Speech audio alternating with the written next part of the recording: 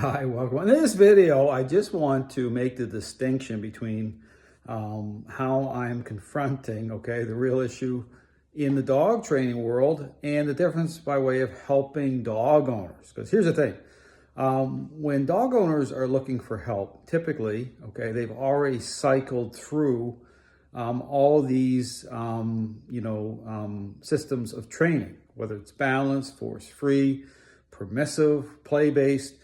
And so when I'm dealing with dogs, I'm dealing with and people, I'm dealing with dog owners who have already, bought the ticket, they've seen the circus, and they've already, got the balloons, and it wasn't a fun event for them.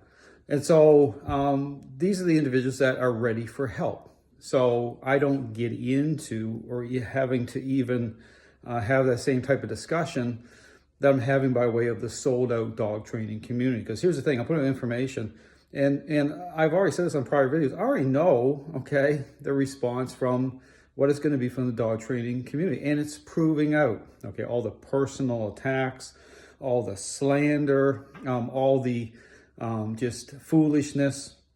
You see them throwing up all these videos, even coming after my faith, okay, all of it, because that's where it's going to go. Because understand, these trainers, they can't respond to and not wanting or willing to respond to the real issue because they think life is good. They've been exploiting the relationship dynamics between dogs and owners for forever, since the beginning. They didn't ask the questions they should have asked at the very start. And now there's nowhere to go. Okay, I said before, there's no backing out of this for the dog training community. I show very clearly that no, training is not a learning-based exercise the way these trainers are engaging a relationship problem.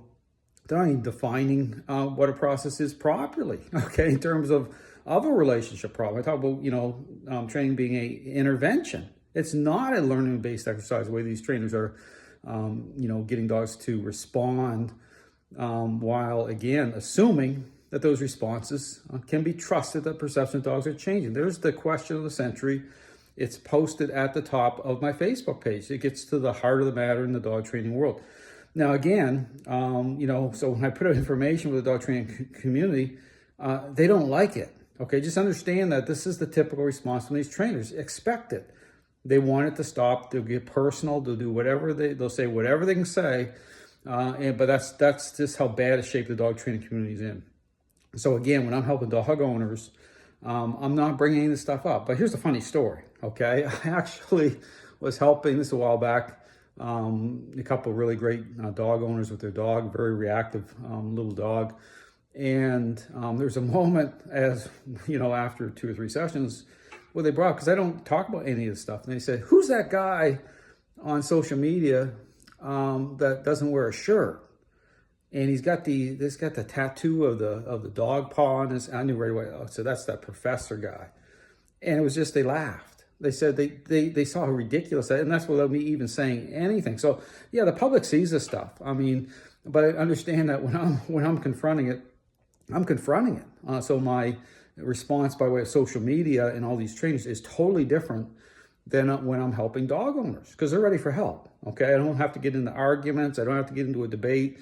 That's why I said before, when I sit down with a dog owner, in less than 10 minutes, they get it. You can sit down with these sold out, reprobate, turned over dog trainers for 10,000 years. They sit there and just argue with you to the end, even while they're blame shifting on the dogs, because they're turned over. This is their identity. Understand, when you mess with people's identity, that's what you should expect. Just understand, they got their identity twisted up in this idea of things. They're sold out, and the pride and ego thing's all part of it. So forget it, okay? This is what you're seeing. But just look at and I encourage you, go look at the situations where I've engaged with some of these trainers on social media, and just look at it and judge for yourself. So here's the thing is, I trust the public, okay, to figure this to sort through it. I mean, the dog training world is a mess. So the public is looking at the mess. These dog trainers, they won't even admit to the mess. I mean, it's the dog training world is a train wreck. And these trainers are acting like they got the answers on top of that. So they're so delusional and sold out. No wonder all the personal attacks and all the stuff going on. So it's a disgrace. It really is. It's a social disgrace, the dog training world. the social media, look, all these trainers mouthing off, slander, all of it. So again, I'm responding to all of it. But again, understand the difference between me when I'm helping dog owners and when I'm engaging the real problem. The dog training community, these are the people that are turned over this stuff. It's a mess. They don't have the answers. They're taking us right to the wall. Okay, this is going right. Understand, this is going right to the end. It's going to get a lot worse before it gets better. Thanks for watching.